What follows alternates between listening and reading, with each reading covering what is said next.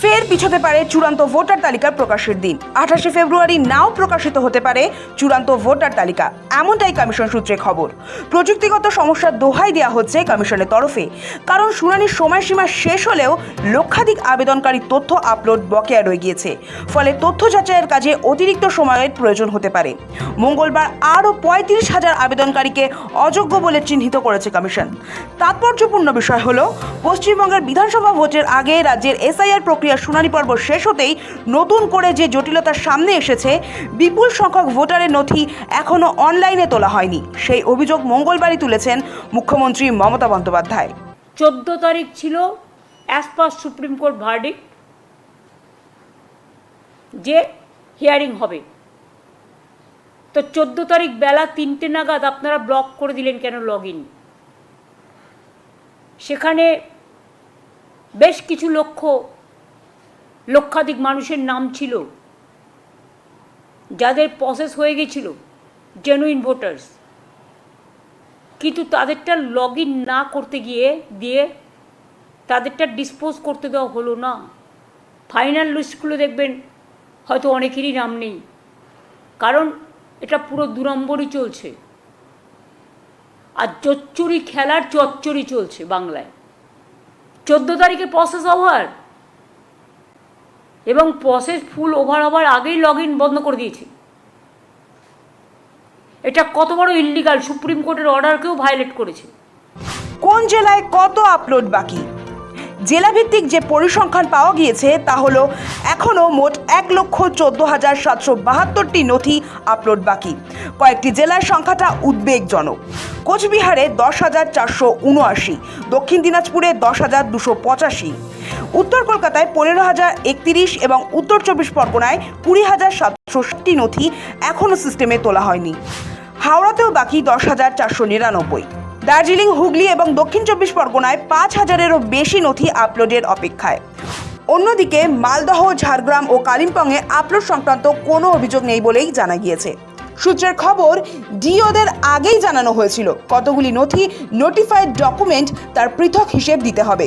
হাওড়া সেই নোটিফাইড নথি জমা দিয়েছে, কিন্তু দক্ষিণ 24 পরগনা থেকে এমন কোনো নথি জমা পড়েনি। কয়েকদিন আগে জাতীয় নির্বাচন কমিশনার জ্ঞানেশ কুমার ভার্চুয়াল বৈঠকের সময়সীমার মধ্যে আপলোড প্রক্রিয়া শেষ করার নির্দেশ দেন। তবু নির্ধারিত সময়ে কাজ সম্পূর্ণ হয়নি। মঙ্গলবার তা নিয়ে সরব হন মমতা।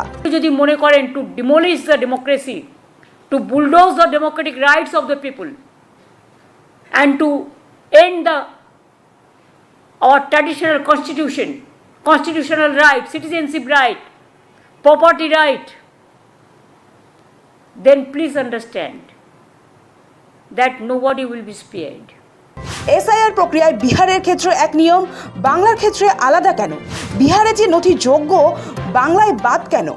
বাংলায় এসআইআর প্রক্রিয়া নিয়ে প্রশ্ন তুলে মঙ্গলবার আরও একবার নির্বাচন কমিশনকে তীব্র আক্রমণ শানিয়েছেন বাংলার মুখ্যমন্ত্রী মমতা বন্দ্যোপাধ্যায়। কেন্দ্রীয় নির্বাচন কমিশনকে তুগলকি কমিশন বলে বিধেছেন তিনি। সুপ্রিম কোর্টের নির্দেশকে অমান্য করছে কমিশন। আরও একবার একথা বলেন মুখ্যমন্ত্রী। নির্বাচন কমিশন ক্যাপচার কমিশন বলেও কটাক্ষ মমতার। সো-কল টর্চার কমিশন,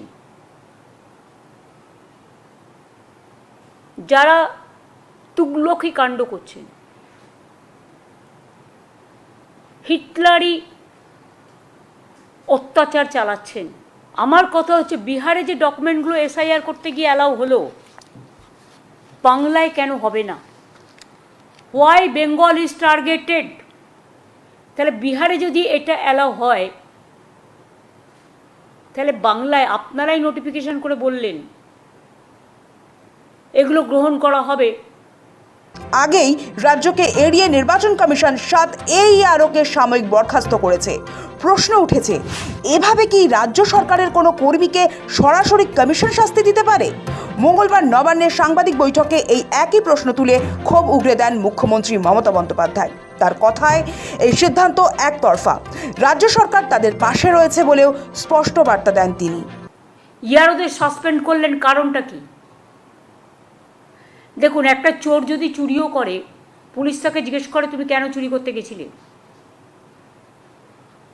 একটা মার্ডারার যদি মার্ডারও করে, সে যদি কোর্টে দাঁড়িয়ে বলে স্যার আমার লয়ার নেই, আমি আমার কেসটা নিয়ে বলতে চাই, আমি আমাকে ডিফেন্ড করতে চাই, সেখানে মাননীয় বিচারপতি তাকে অ্যালাউ করে। তো আপনারা যে ইয়ারোদের সাসপেন্ড করলেন তাদের কাছে একবারও জানতে চেয়েছেন যে তাদের অপরাধটা কি, তাদের দোষটা কি? এই তুগলকি কমিশন কতগুলো হোয়াটসঅ্যাপ দিয়েছেন ডোন্ট কেয়ার মনোভাব নিয়ে, যে অত্যাচার উনি অফিসারদের ওপর করছেন, সাধারণ মানুষের ওপর করছেন। 160 জনের ওপর মানুষ মারা গেছেন। বিএলও নিজে সুইসাইড করার আগে নোট লিখে গেছে কমপ্লেন করে তুগলকি কমিশনের বিরুদ্ধে। তাহলে যদি ইয়ারোর বিরুদ্ধে কোনো একটা পলিটিক্যাল পার্টি কমপ্লেন করলো বিজেপি বলে, তার বিরুদ্ধে ব্যবস্থা নেওয়া হয়, তাহলে তুগলকি কমিশনের বিরুদ্ধে মৃত্যুর আগে যে সুইসাইডিয়াল নোটটা লিখে দেওয়া হয় তাকে কি করা উচিত? বরণ করা উচিত। যারা ইয়ারোকে ভয় দেখাচ্ছেন, ডিএমদের ভয় দেখাচ্ছেন, বিডিওদের ভয় দেখাচ্ছেন, এডিএমদের ভয় দেখাচ্ছেন, পুলিশদের ভয় দেখাচ্ছেন, আমি পরিষ্কার বলছি সবাই আইন মেনে চলবে। বাংলায় একটি প্রচলিত প্রবাদ রয়েছে, তুমি ডালে ডালে তো আমি পাতায় পাতায়। মঙ্গলবার দুপুরে এই সার কথাটাই মনোজ আগরওয়াল, সুব্রত গুপ্তদের উদ্দেশ্যে বললেন মুখ্যমন্ত্রী মমতা বন্দ্যোপাধ্যায়। ঠিক এই প্রবাদটি মুখে আনেননি তিনি। সাংবাদিক বৈঠক করে মমতা বন্দ্যোপাধ্যায় বলেন, ওদের কেউ কেউ 420 হলে তিনি 440 ভোল্ট। মুখ্যমন্ত্রী বলেন, কমিশন যতই যাই করুক তাকে ছুঁতে পারবে না, পার্থক্য থাকবেই। অর্থাৎ মমতা বোঝাতে চেয়েছেন তিনি ও তার ভাবনা এবং কৌশল মনোজ সুব্রতদের চেয়ে 20 কদম এগিয়ে। মনে রাখবেন, আইনেরও একটা পরিধি আছে, তারও কতগুলো বাউন্ডারি আছে। বাউন্ডারির বাইরে গেলে কিন্তু ছক্কা খেতে হবে জনগণের। তাহলে জেনে রাখবেন, আপনারা যদি 420 হন কেউ কেউ, আমি কিন্তু 440 ভোল্ট। মমতা বলেন, কয়েকদিন আগেই বাংলাদেশে সুন্দরভাবে নির্বাচন হয়েছে, আর এখানে গণতন্ত্র ধ্বংস করার চক্রান্ত চলছে। তার অভিযোগ, কমিশনের এক আধিকারিক টি বোর্ডে বসে পরিকল্পনা করছেন কিভাবে বাংলায় ভোটারদের নাম বাদ দেওয়া যায়। নাম উল্লেখ করে তিনি সুব্রত গুপ্তর দিকে অভিযোগের আঙুল তোলে, পাশাপাশি মনোজ আগরওয়ালদের উদ্দেশ্যেও কড়া বার্তা দেন। আজ 3-4 মাস ধরে স্টেট গভর্নমেন্টের সব পাওয়ার সিজ করে তুগলকি কমিশন, তুগলকি কায়দায়, দিল্লির জমিদারদের কথায় ভাবছেন ওই চেয়ারটা পার্মানেন্ট চেয়ার, তাই উনি জনগণকে করেন না care. They must see, before few days ago there is a Bangladesh election. Everybody thought there will be violence, this and this and this. But see how they have done peacefully. And India is a democratic country. It's a matter of shame, Tughlaqi commission. It's a demolition of democracy. গণতন্ত্রকে খতম করার চক্রান্ত। আর একজন ভদ্রলোক তো বাবু এখানে বসে আছেন আরামেই, তিনি আবার টি বোর্ডে বসে অফিস করছেন। প্রতিদিন টি বোর্ডে বসে তিনি নাকি বাংলায় দায়িত্ব পেয়েছেন, বাংলার খেয়ে বাংলার পড়ে বাংলার মানুষের অধিকার হরণ করছেন, কারণ বিজেপি হয়তো কিছু তাকে দেবে বলেছে। সাংবাদিক বৈঠকের শুরু থেকে নির্বাচন কমিশনের ভূমিকা নিয়ে তীব্র সমালোচনা শোনা যায় মুখ্যমন্ত্রীর কথায়। কমিশনকে তুগলকি কমিশন বলেও আক্রমণ করেন তিনি। মমতা সাফ বলেন, বিএলও, ডিএম, ইআরওদের ভয় দেখানো হচ্ছে, রাজ্যের এখতিয়ারে হস্তক্ষেপ করছে কমিশন, রাজনীতির নামে গণতন্ত্রকে হত্যা করা হচ্ছে। বাংলায় এসআইআর প্রক্রিয়ার বিরুদ্ধে তৃণমূল কংগ্রেস সুপ্রিমো তথা বাংলার মুখ্যমন্ত্রী মমতা বন্দ্যোপাধ্যায় বারবার সরব হয়েছেন।